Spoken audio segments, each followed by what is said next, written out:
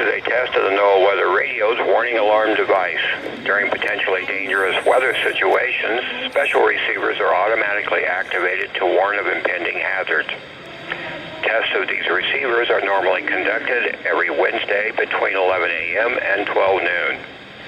If there is a threat of severe weather, the test is postponed until the next good weather day. This concludes the weekly test of the NOAA Weather Radio warning alarm device.